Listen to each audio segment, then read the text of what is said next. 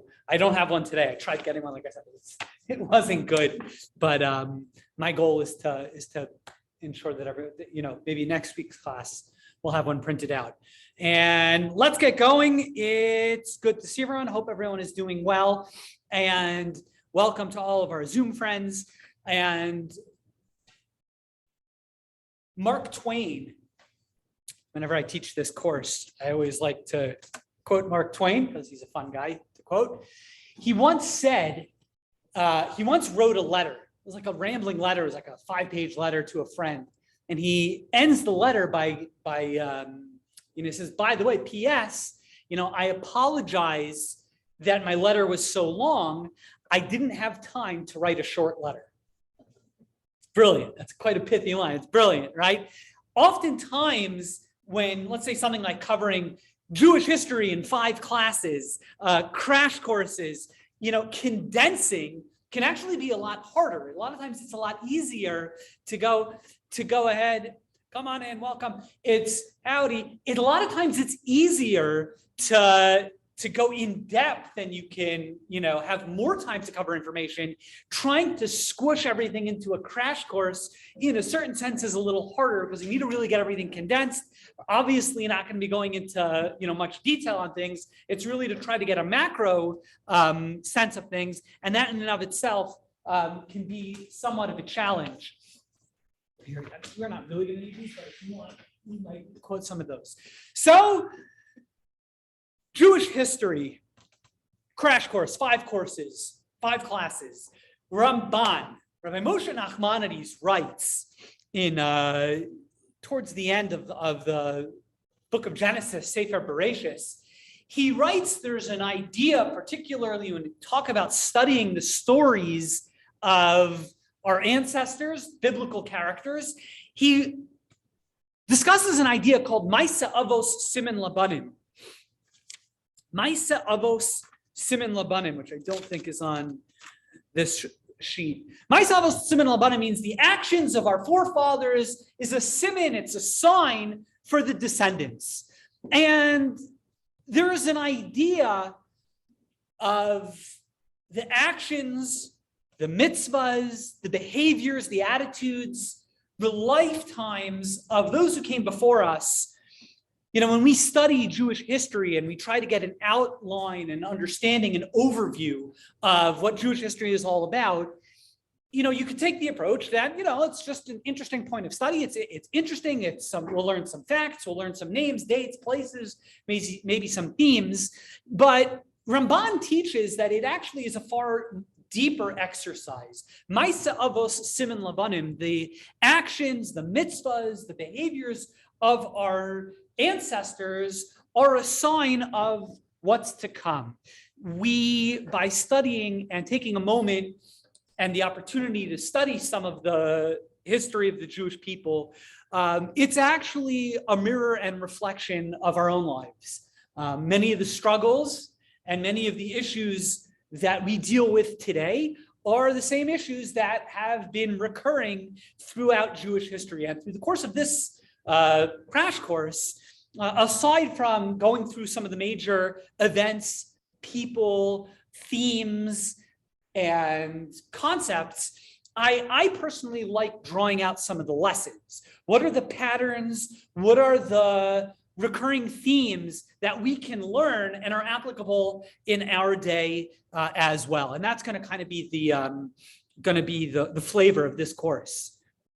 I always like to start history of the Jewish people by asking a question.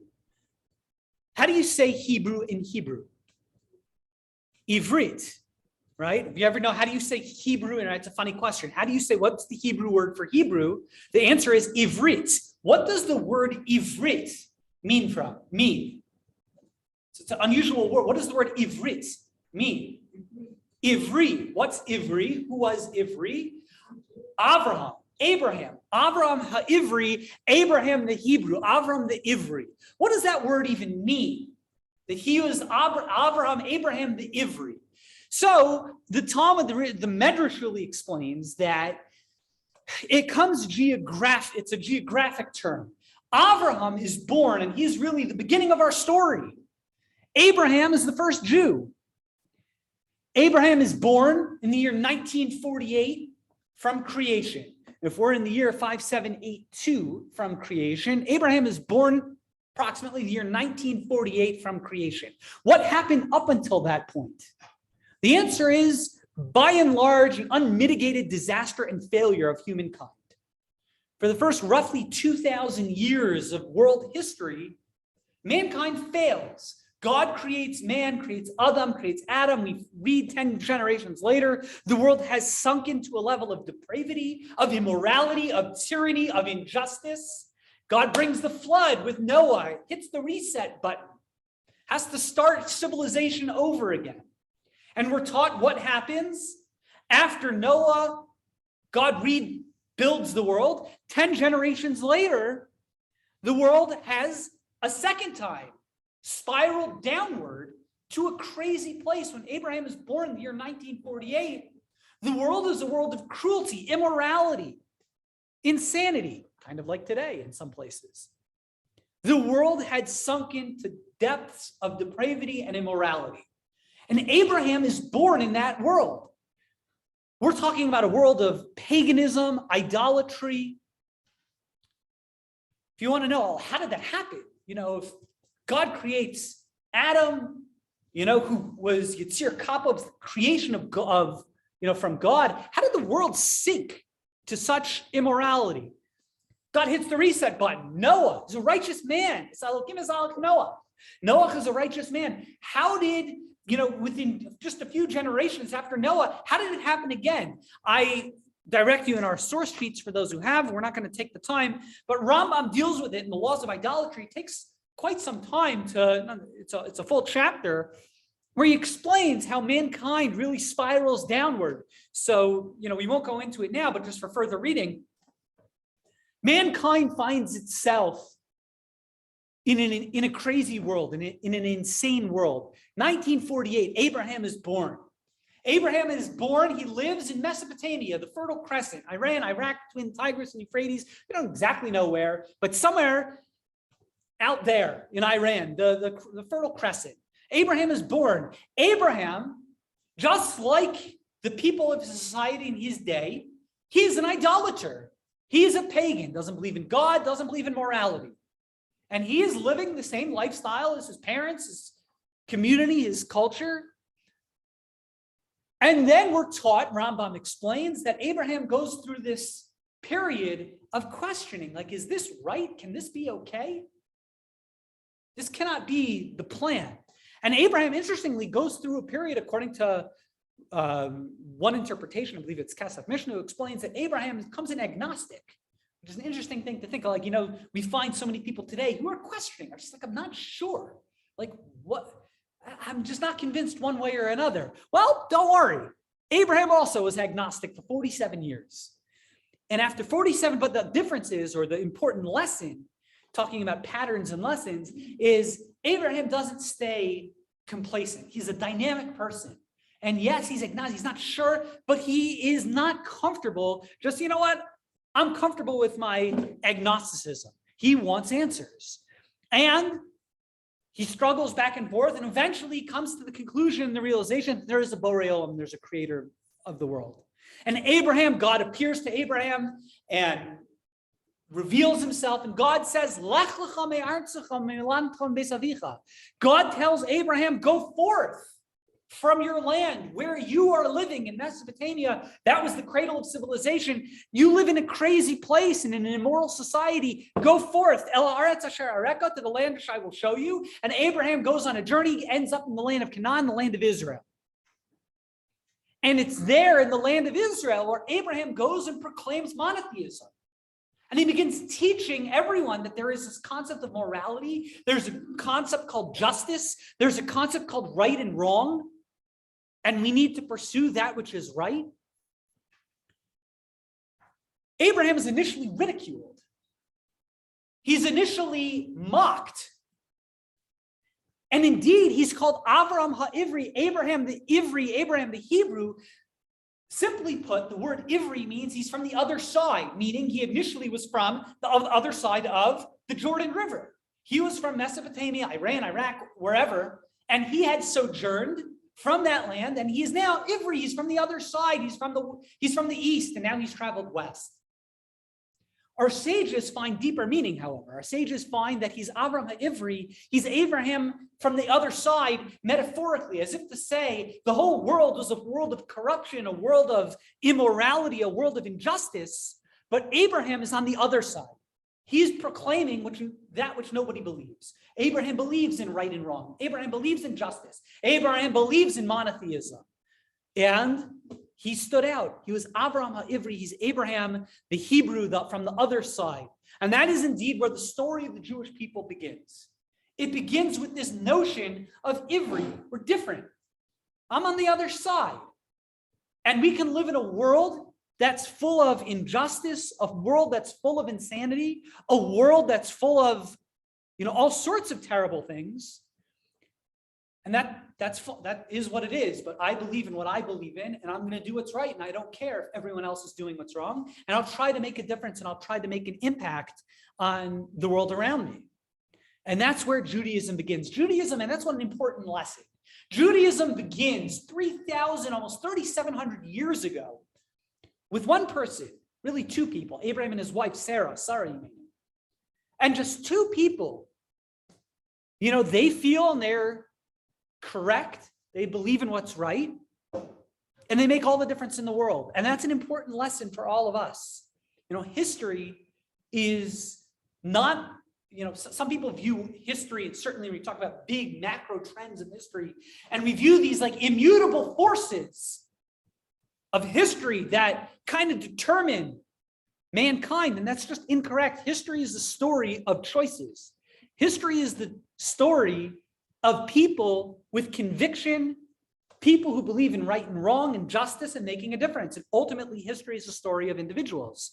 And Abraham and Sarah, they go ahead, and just the group of individuals, they begin the process and the story of Judaism. Abraham and Sarah have really one child. His name is Isaac.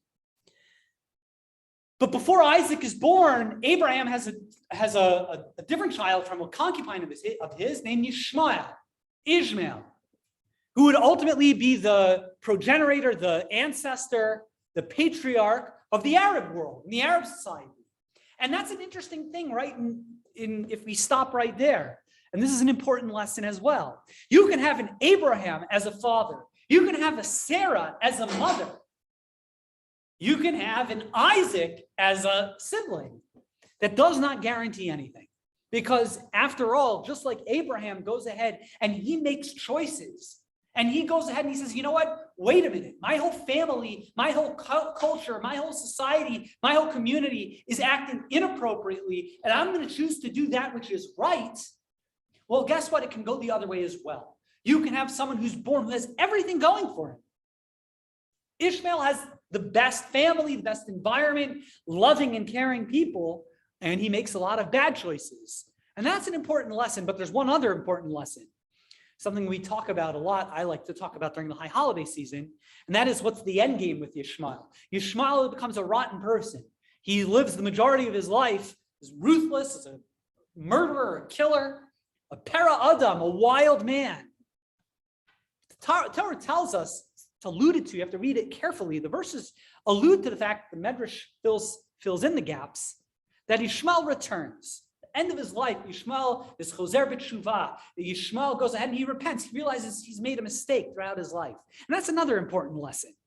It's a story of the Jewish people. It's a story, one of the real lessons of Judaism is we can make mistakes, we can make errors, we can do all sorts of things that we're not necessarily proud of. It doesn't necessarily define us. We have the opportunity and capacity for growth.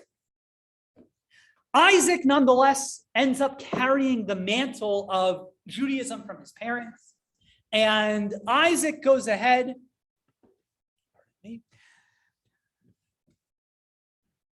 Isaac continues the messages of monotheism. He goes ahead and he gets married. And again, Judaism is still just a few individuals, just a handful of people, literally. Isaac goes ahead, he gets married, and he has children. And we know the story. Isaac has 12 sons and one daughter. the 12 brothers, the 12 tribes of Israel, Reuben, Shimon, Levi, Yehuda, etc. And now we have Judaism as not just a few individuals, Judaism as a family. We have a family. And the challenge now becomes a very complicated idea. We know the story, one of the brothers, Joseph, there are misunderstandings. Joseph is sold into slavery. His brothers want to kill him because of a misunderstanding. Joseph is exiled from the family. The story I like to share, it's not a particular, it's an important story, but it's a detail of a story to some degree. It's a story about 3,500 years after this incident. Joseph and his brothers, the story takes place in Volozhin. Volozhin, if you might recall, Volozhin is a small, teeny town. I believe it's in the Ukraine today. I believe it's in the Ukraine or Belarus, somewhere right there. Volozhin is a tiny town, but in the 1800s, the early 1800s, a yeshiva was established in Volozhin. It was the first real yeshiva or Jewish academy, Talmudic academy of, I guess, in the modern sense that was ever established in the early 1800s. In the mid 1800s, like in the 1860s, a little later, I believe the 1870s or so, there were two rabbis that were kind of leading the yeshiva. One rabbi was named Rabbi Chaim Soloveitchik. He's a genius of a man, an incredibly important figure in Jewish history, particularly in Talmudic jurisprudence. The mind of Rabbi Chaim Soloveitchik is a watershed mind in the sense that modern yeshivas are all based to some degree or have been all massively influenced by the thinking of Rabbi Chaim of Volozhin. Rabbi Chaim Soloveitchik, pardon me, not Rabbi Chaim Volozhin, that's his great-grandfather. Rabbi Chaim Soloveitchik. He's one of the deans of the academy. But there's another dean. His name is Rabbi Naftali Tzvi Yehuda Berlin, known by his acronym, the Netziv. And Rabbi Berlin and Rabbi Soloveitchik are kind of co-deans of the academy, but it's not working out. There's friction. The academy is kind of being torn apart from within. And it was a very difficult time for the great Volozhin yeshiva. These two giants of men, they had different styles, different points of emphasis. They had different visions and different directions that they wanted for the great Volozhin yeshiva.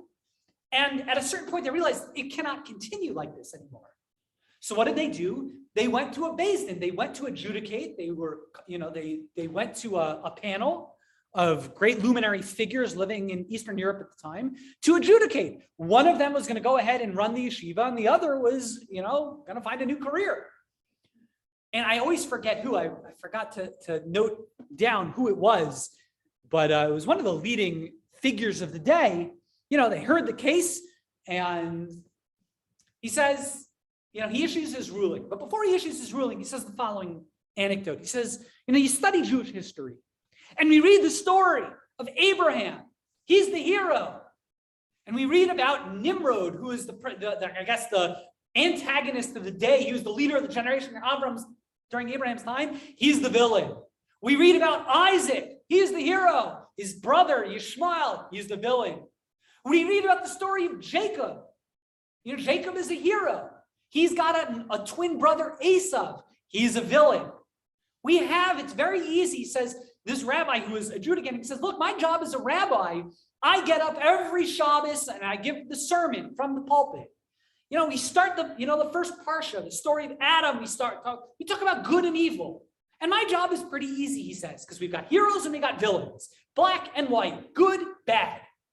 And I talk about, Isaac and Yishmael, good and bad. Very easy to talk about that because the world fits very nice into two very distinct categories, Yaakov and Esau. He says, then I get to the story of Joseph and his brothers. There's clearly misunderstanding. There's division. There's real friction there in that family. He says the problem with that story is no one's a villain and no one's a hero. They're all good people. Joseph is a good person. His brothers, if you read the story, they come across as being, really, jealous and envious and conniving and plotting. We're taught that that's not really the case. There was a misunderstanding. They didn't understand Joseph's intentions. They thought Joseph was out to get them. And there was a misunderstanding. And he says, my job as a rabbi, it's so difficult because I can't just categorize good and bad, villain and hero. It's good people and good people, yet there's still tension. That's really hard. And he said, that's the predicament he says I find myself in. Rabbi Chaim Soloveitchik and Rabbi Berlin, they're not heroes and villains. These are both wonderful, wonderful people. Yet there's friction, yet there's tension. Ultimately, the end of that story is Rabbi Berlin would end up being the head of the yeshiva, and things moved on, and Jewish history still continued. But that's an important lesson. A lot of times we like seeing the world, and we like thinking that within Judaism there are heroes and villains, there are good guys and bad guys. The reality of the matter is that a lot of times life is a lot more nuanced. Misunderstandings, hurt feelings, tension, friction are often the result of two good people, and yet there's still misunderstandings. And that's a pattern of Jewish history. Jacob goes ahead, he's got his family. But we're taught, and it's an important idea, a very important lesson.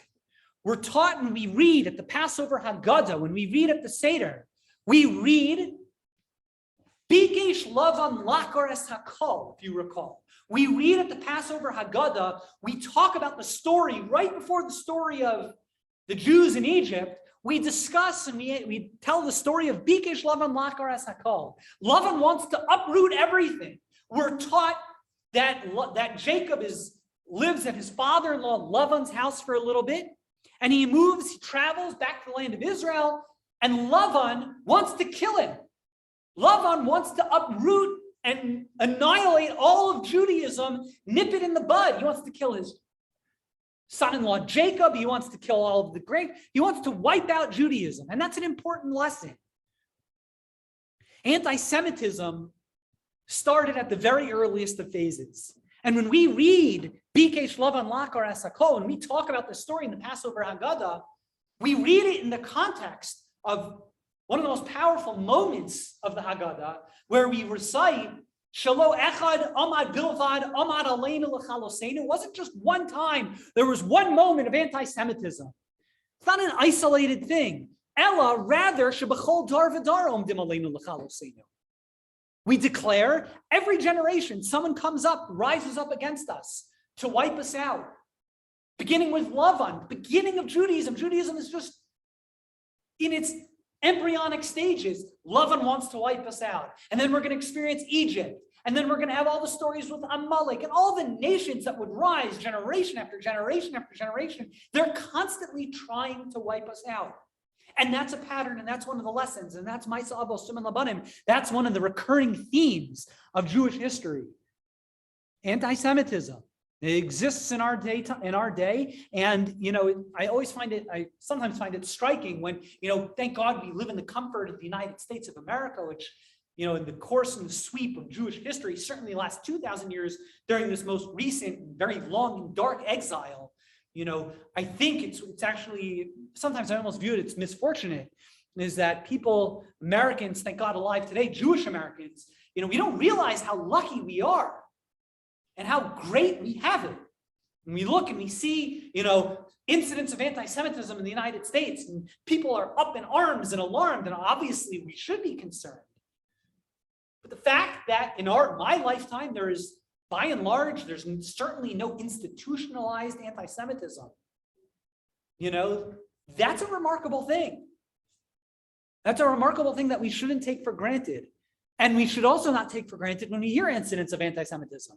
When we realize and we look at the geopolitical situation, realize just how vulnerable Israel is and how many people, if they had the choice and then they had the option, Iran would drop a bomb in a second if they could. And we like to think, no, people wouldn't do that. That's an important lesson, is that there's evil in this world. And we shouldn't bury our heads in the sand to think that, no, everyone is great and everyone wants to do what's right. No, there are people that want to cause real harm. And that's an important lesson and a recurring theme. Joseph, one of Jacob's sons, he ends up, the wild series of events, he ends up in Egypt. He's sold to slavery by his brothers. That's the whole story in its own right. And he ends up, by coincidence and most unlikely of stories, he ends up in Egypt, but he doesn't just end up in Egypt. He ends up the viceroy the president, as it were, the prime minister of Egypt. And eventually he sends forth for his father Jacob and his other brothers. He tells them there's a famine in the land of Israel. They had been living in Hebron and in southern Israel. And there was a famine in the land. And Joseph says, look, I'm a man of means. I have wealth. Come to Egypt and I'll take care of you. And indeed, Jacob goes down to the land of Israel.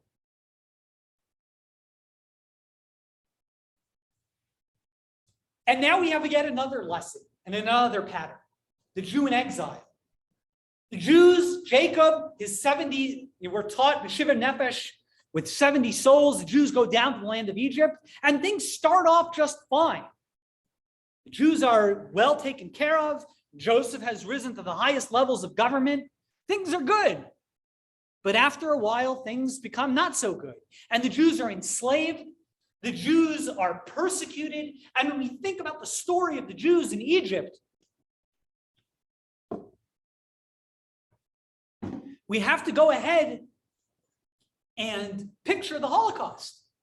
The Jewish experience in Egypt, aside, the only difference was the modernization of technology, but Egypt was an Auschwitz. Egypt was a Dachau. Egypt was a terrible, horrible, it was just an unimaginable experience. No one ever left Egypt. If you were a slave in Egypt, you never made it out. A tenacious hold the Egyptians had on all those who were enslaved there. And yet we're taught, Be'etzem hayom hazeh, middle of the day, Jews march out of Egypt, 2-3 million strong. How could that have been? How did the Jews make it out? We left. And we know fundamentally, the masos, the osos, the mopsim, God takes us out with miracles, with wonders, with signs. And that's the story of the Exodus and the Passover story. It's a remarkable thing. I believe it's, for those who have the sheets, I believe it's source 4. We don't read it inside, but I encourage you to read Ramban. This is Ramban's commentary, the end of Parshas Bo, it's chapter 13. It's the last essay that he writes on that parsha. It's quoted, and I like kind of contextualizing it. This passage of Ramban, Rabbi Moshe Nachmani is writing in the late 1200s, the end of the 13th century. It's quoted by a great thinker and a very significant person in Jewish history, Rabbi Yaakov ben Harash. Rabbi Yaakov ben Harash, writing in the 14th century, who is the author of really one of the first codices of Jewish law, the Tzur. And he asks the following question. He quotes Ramban. He says, if you take note, if you look in the Friday night Kiddush, you ever look in the Friday night Kiddush, we recite Ki hu yom techila lemikrai kodesh. I encourage everyone to recite Kiddush Friday night. We raise our glass of wine and we recite that what's special and sacred about Shabbos, what's so sacred about Shabbat. We say Ki hu yom techila lemikrai kodesh. It's the first of the convocations of all the holidays. If you look in the Torah, when it lists all the different holidays and festive occasions, Shabbos is listed as number 1. Ki yom techila lemikrai kodesh. It's the first of all the holidays. And then what do we say? Zecher li'etzias Mitzrayim. That Shabbos is Zecher li'etzias Mitzrayim. Our observance of the Sabbath is a commemoration, a Zecher li'etzias Mitzrayim, of the Exodus of Egypt. Asks Rabbi Yaakov ben Harash in his work, the Tzur. He asks, no, it's not. No, it's not. What is Shabbos all about? Shabbos, one of the most fundamental one of the most fundamental mitzvahs in all of Judaism. Shabbos commemorates, if you think about it intuitively, Shabbos is all about the fact that we as Jews believe deeply God created the heavens and the earth in 6 days, and all of the land and the animals and the grass and the birds and everything. And God creates and works on the 6 days. And what does he do on the 7th? He rests. And we go ahead and we do the same. We work for 6 days and we rest on the 7th. Why? To commemorate the fact that God created the heavens and the earth. That's what Shabbos is all about. Yet we recite, when we raise our glass Friday night, we talk about the Kiddush, we say that Shabbos is Zecher Lietzias Mitzrayim, a remembrance, a commemoration of the Exodus of Egypt. What does Shabbos, asks Rabbi Yaakov ben Arash, what in the world does Shabbos have to do with the Exodus? It has nothing to do with the Exodus. And Rabbi Yaakov ben Arash quotes this passage of Ramban, which I encourage you all to read on your spare time. That's your homework. He quotes the idea that Ramban discusses. He said Ramban really brings up a different point, which is you'll look at the different mitzvahs and observances in Judaism. There really are a lot of observances in Judaism that all commemorate the Exodus of Egypt.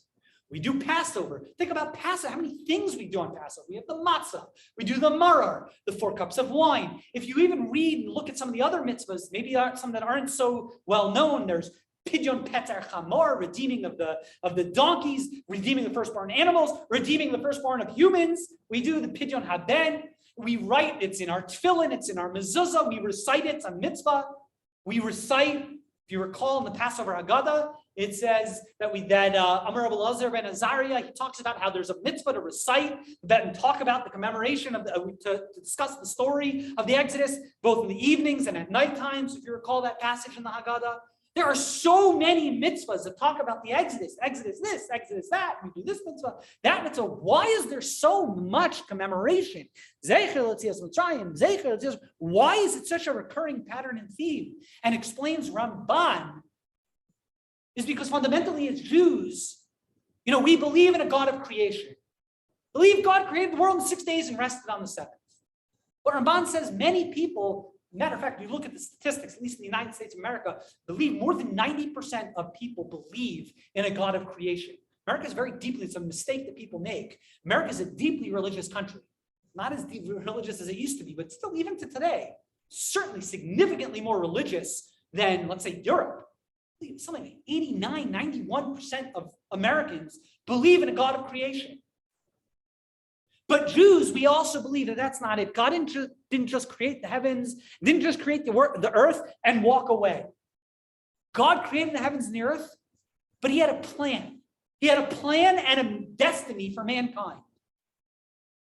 You see, the actions of mankind on this earth are important. They matter. There's significance. Because God is not just a God of creation, God is also a God of history. God cares about the affairs of mankind. God cares about the choices that we make here on this earth. And that was never demonstrated more obviously than the story of the Exodus of Egypt. If you think about fundamentally, what was the story of the Exodus of Egypt? You have the story of the Egyptians who had mistreated the Jewish people, and the Jewish people, this was not where they were supposed to be. And what does God do? 10 plagues, splits the sea, masos, osos, smokes, and wonders, miracles, signs. On its most fundamental level, says Ramban, the story of the Exodus is the greatest example of this idea that God is not just the God of creation, but God is the God of history. God also cares about what we do here on this earth. God didn't just create the earth and walk away. God is still intimately involved in every detail and has care and concern in what we do, and there's right and wrong. There's a right way for us to be living our lives, and there's a wrong way to be living our lives. And that fundamentally is the story of the Exodus. And that, Rabbi Yaakov ben Arash, that's why he explains, that's why when we recite in Kiddush on Shabbos, on Friday night, when we talk about and celebrate Shabbos, we don't just say, God created, it's Zecher L'Maaseh Bereshis, God is God of creation. But we go as we proclaim and celebrate and observe the Shabbos, we say God is not just the God of creation, but fundamentally, I believe God is also a God of history. Zecher L'Yetzias Mitzrayim, a remembrance and a commemoration of the Exodus from Egypt.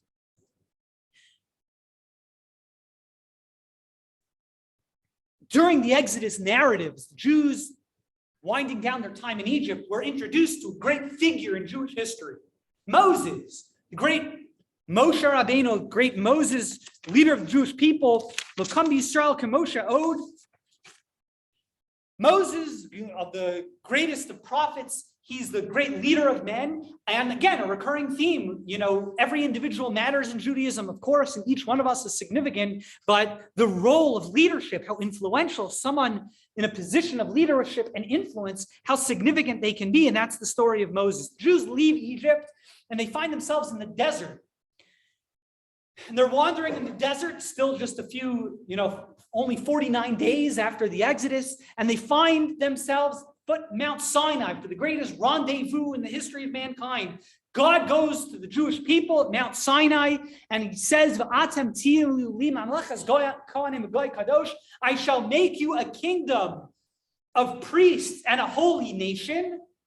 And God brings the Jewish people and enters them into a covenant with the Jewish people that they are going to go ahead and be gifted with the Torah and all the mitzvahs associated with the Torah. And they will be the treasured nation amongst all the nations. And we'll have the opportunities of observing the mitzvahs. That's source 5 on our sheet. And the Jews received the Torah.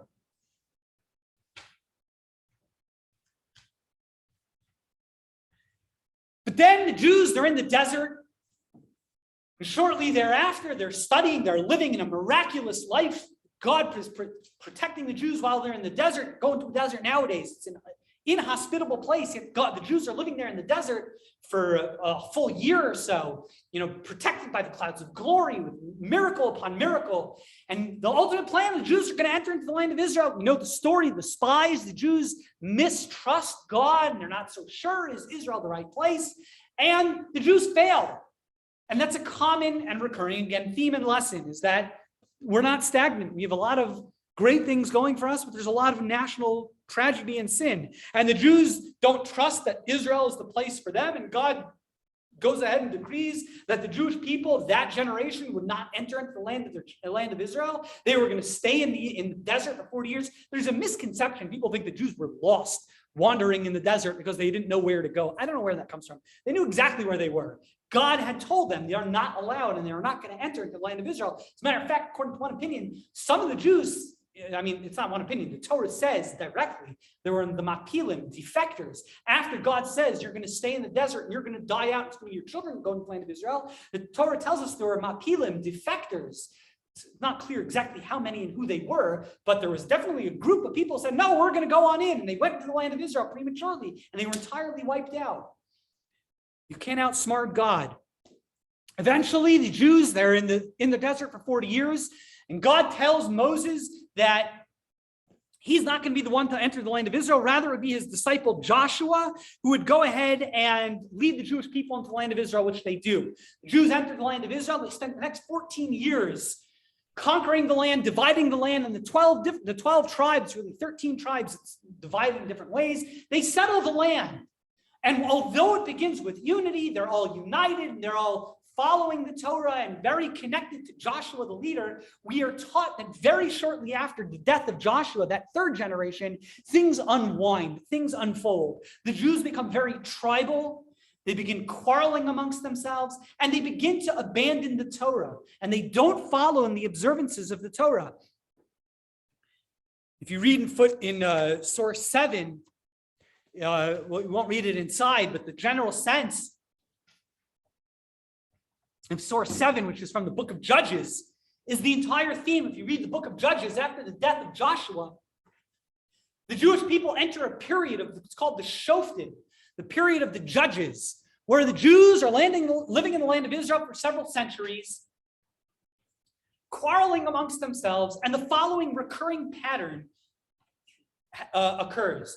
The Jews' observance of the mitzvahs and their connection to God and observance of the Torah, it wanes. They stop observing, they stop following the ways of the Torah. And God, as a way of showing his displeasure, sends the enemies, usually it's the Philistines, but others as well, to attack the Jewish people. And the Jews find themselves on the defense. The Jews find themselves surrounded. The Jews find themselves attacked. And they call out to God and they say, God, we feel terrible for, they understand, they recognize that their challenges and the enemies are coming as a result of their misguided actions. They call out to God and pray for God for salvation. And sure enough, what happens? God sends them a shofet, a judge, a leader to galvanize the Jewish people, to lead the Jewish people. And what ends up happening is there's a spiritual rejuvenation.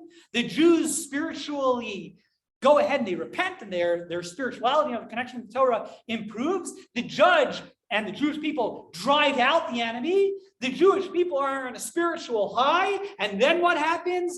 Slowly but surely, wash, rinse, and repeat. The Jewish people's, their connection to God, their connection to Judaism, their connection to the Torah, it begins to wane yet again. They stop observing, they stop being connected, and then what happens? God sends the enemy, the judge, repentance, success, and the cycle goes on and on and on. That's the entire book of Shoftim, the entire book of Judges.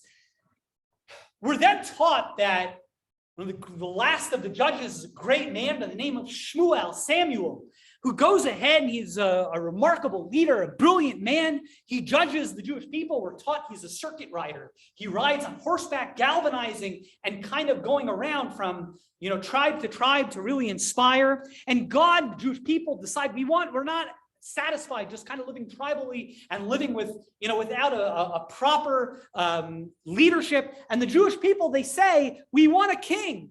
We want consolidated power and leadership. Now, that in theory was not anything wrong. The Torah itself talks about and outlines that there is an idea of having a king, having a leadership, an executive branch. However, the problem is we're taught, the Jewish people said, Kichol HaGoyim, we want to have a king. Why? Because we want to be like all the other nations of the world. That was the problem, and that was the mistake. Asking for a king, well, that isn't necessarily problematic, because we're going to see the notion of a monarchy in Judaism is actually the ideal. It was how they asked for it. It's not, they weren't asking for leadership in the right way, but it was coming from a sense of, we want to be just like everyone else. Well, guess what? As Jews, we're not like everyone else. We are different. We have a mandate. Shaul is chosen. He's head and shoulders, literally taller than everyone else. He becomes the first king of the Jewish people. He's appointed by Samuel, by Shmuel, as the leader, and he galvanizes the Jewish people. And he goes and he wages the wars to defend the Jewish people from their enemies. And we're taught, look at source 8, we learn that Shaul ends up becoming a failed king. He has a mission to go ahead and attack the Amalekis, who are the enemies of the Jewish people, and he has misguided compassion. He has compassion, and that's an important lesson and principle. Compassion is good. Misguided compassion is not good. The verse in Mishlei, I believe it's Mishlei in Proverbs, tells us Rachmei Rishaim Achzari, I believe is the verse. The compassion of the wicked is cruelty. Sometimes the world situations call for harsh situations. War is not a time for compassion. War is a time for victory. And the people led by Shaul have misplaced compassion. Because of that, Shmuel, told by God, tells Shaul that his monarchy is not going to last. And indeed, we're taught, actually, Shaul's son-in-law, a redhead kid who came out of nowhere named David, he ends up being the next king of the Jewish people. He becomes the David Melech Yisrael Chai V'Kayam. He becomes really, as after Shaul's failed monarchy, David becomes the real first king of the Jewish people. And this, to some degree, is of the high points of Jewish history. King David goes ahead and he consolidates the Jewish people, unites the Jewish people. The Jews, as we've discussed, had been tribal, living in, as tribes. King David is able to unify and unite the tribes into one cohesive group. King David goes ahead and identifies Jerusalem, Yerushalayim, as the capital of the Jewish people, but he's not able to build the temple. It would be his son, King Solomon, Shlomo HaMelech, the wisest of men, who goes ahead, he seeks wisdom, is granted success, and he goes ahead and he's the one who builds the temple, the Beis HaMikdash, and we're taught at the height of King Shaul B'Shaito, King Solomon, the height of his reign. This is the high watermark, certainly the first temple era of biblical times, in terms of Jews as a nation, of their strength and of their grandeur. But we're taught that Shlomo, despite all of his greatness and all of his wisdom, first tells us, Al tieh chacham harbe. Sometimes it's not good to be too wise. The Torah tells us, don't marry too many wives. Now, I always tell the joke, if you look in the Bible, in the Torah, polygamy technically is an okay thing in Judaism. Again, it's not practiced very often. That's for a different class. But being married to more than one woman is strictly speaking, is okay. And whenever my wife asks me, what's that all about? I always tell her she never finds it funny. I say, look, honey, don't worry. One wife is more enough for me than I can handle. It's more than enough for me. She never thinks that's funny. I think it is. But in any event, King Shlomo goes ahead and he marries many, many women. Why does he do that? So we're taught that was actually a way of two things. First of all, it was a form of, that's how peace treaties were made back then. Is that you would, and that, by the way, that's still even fairly recent times. You have the king of Prussia, his daughter would marry the king, the queen of whomever. And, that's why all the monarchs have all those blood, those hereditary diseases. But that's how pacts were made. And King Shlomo wants to consolidate his power over the world. So he marries many, many wives. It's also a way of influencing the world for the better. That was a way of Jewish outreach back then. The problem is the Torah tells us it's not a good idea for the king to be married to too many women. And Shlomo thought, but yes, I'm different because I'm, smart, I'm wise, I'm righteous and pious. And the Torah tells us, Al Tei Chacham Harbe, Shlomo's wisdom kind of is his own undoing.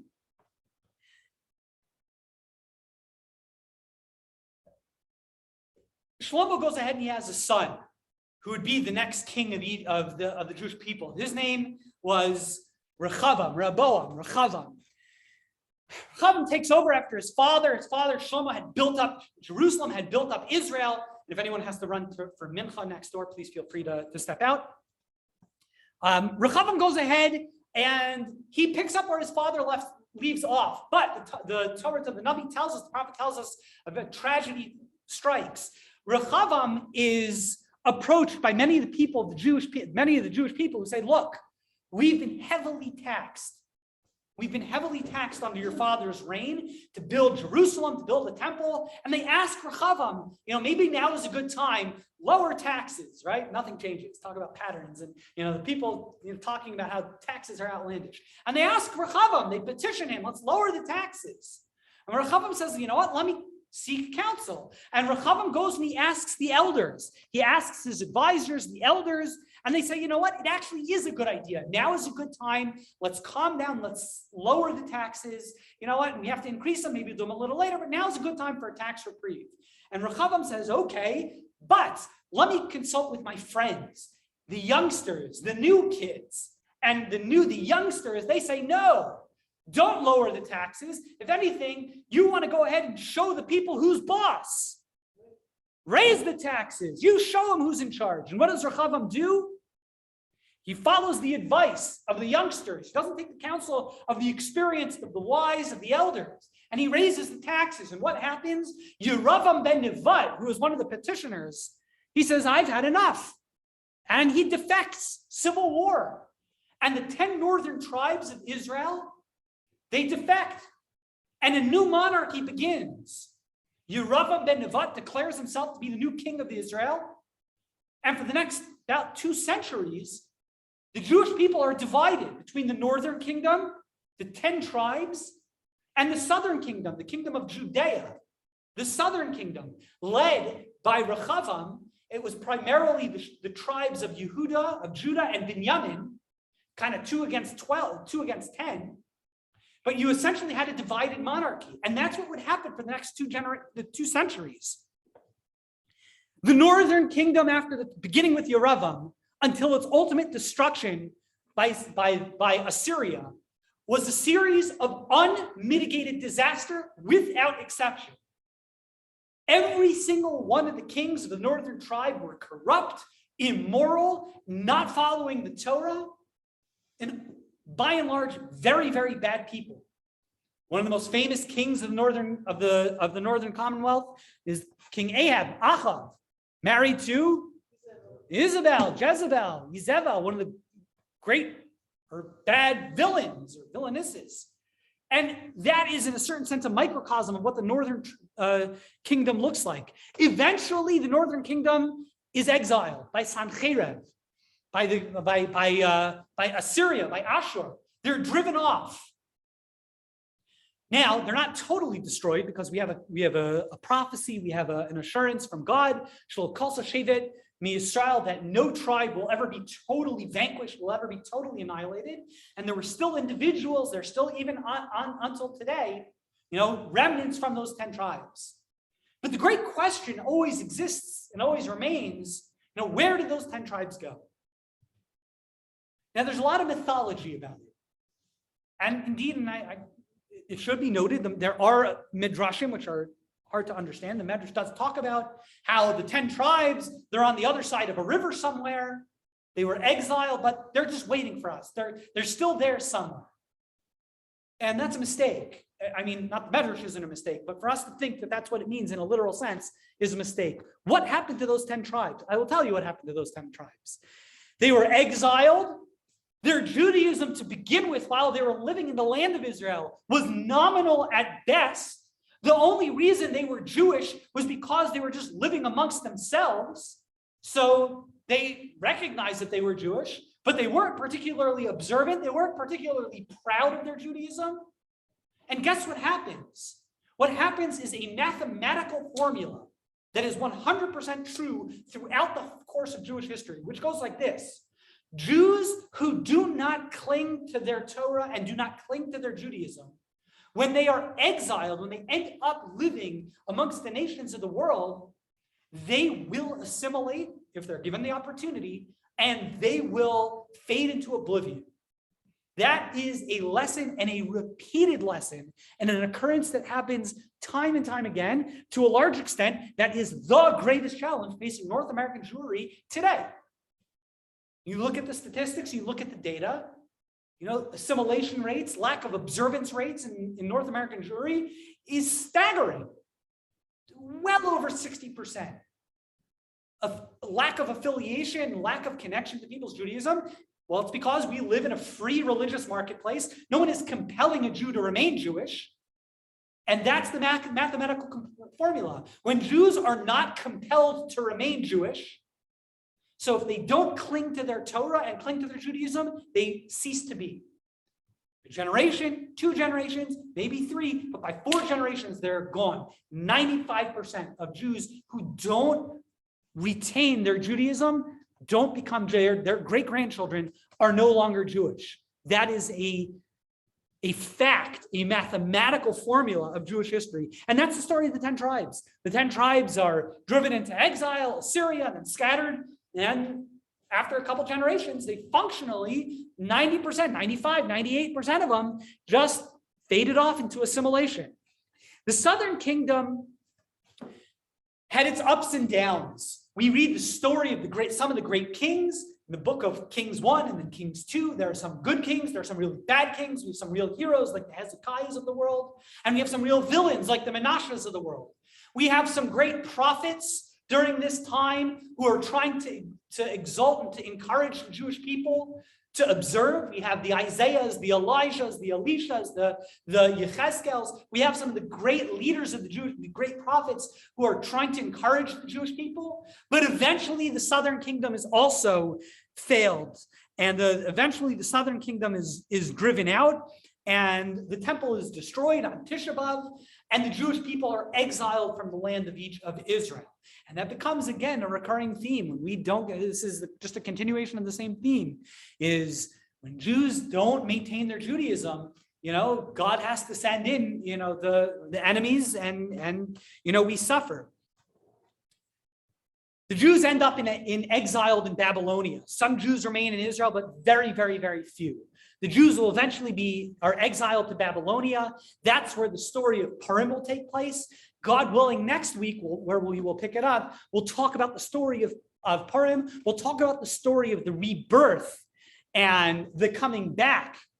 And the Jews, although they are kicked out, we're going to come back. And that's going to be one of the most remarkable stories of the Jewish people, is we're down, but we're not out. Sheva Yipol Tzadik Bakam, the righteous gets knocked down 7 times, but gets right back up, which is a recurring theme of Jewish history. I want to thank you all for coming. If anyone has any questions, I've been yapping for a long time, but feel free to ask away. And please God, next week we'll meet again for part 2 when we'll talk about the Second Temple era. Thoughts, questions? What do you say? So the tribes, the northern tribes, the 10 tribes in the north, they dispersed during the time of the first base of Mikdash? About 100 years before the destruction of the first temple. So do they want? I mean, no, they were. Were they literally kicked out, or was it like through war? Or was it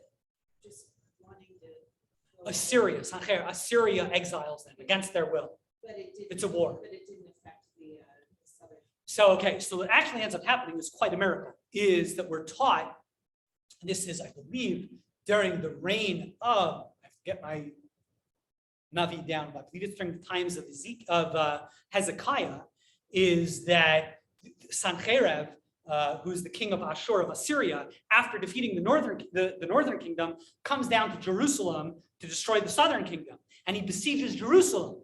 And this is the remarkable incident where there's a lot of confusion with Christianity, where God goes ahead, I think it's with Hezekiah, where he offers a prophecy that you'll be saved. Don't worry. Hezekiah prays to God, and sure enough, what happens is one night, while Sancherib and his men and his huge army surround Jerusalem, what happens in the middle of the night? They basically all drop dead, and they all, whoever, either a lot of them drop dead, the army just fizzles out. Total miracle, and they're saved. It's one of the great miracles of, I believe it's times of King Hezekiah. Chizkiyahu is it's considered one of the great miracles in salvation. And that's what happened. They should have been driven out. It's about 100, I think it's about 120 years before the destruction of the Second Temple is when Assyria, Minat Safon Yavo Hara, I believe, it's from the north, the evil shall begin. I believe it's a reference to Assyria and Sancherib, who drives them out. Does that make sense? Yeah, that's really interesting. It's a remarkable story. Yeah. In Kings 2, chapter, I don't remember. I should. My ninth grade Rebbe, if he's watching, Meth, how come you don't remember the chapter and verse? I apologize. Other thoughts, questions? How many years ago from Abraham to the destruction of the first temple? I can't. From Abraham to the destruction of the first temple, I'm gonna without even looking at the numbers, I'm gonna guess. Way more. From Abraham till the Exodus from Egypt is 400 years. From then to the building of the first temple is about 600 years. So that's about 1,000 years. And then another 400 years of the first temple is about 1,400 years, if I had to guess. Ballpark.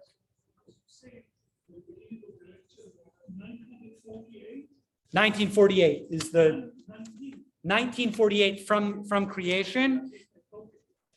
And I'll tell you the destruction of the temple is in the year, the Assyrian exiled the 10 tribes in the year 3205.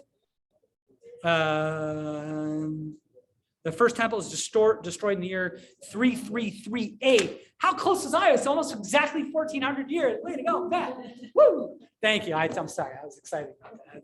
It's almost exactly 1,400 years. Wow. Thank you. I'm sorry. I don't mean to show off there, but that was exciting. I usually don't get that kind of stuff right. But anyway, any other thoughts, questions? Okay, please God, we'll see you all next week. And again, I hope I didn't go too fast, but it's a crash course. That's what we do. We're covering a lot of history, very quickly. And please God, we'll see you all next week.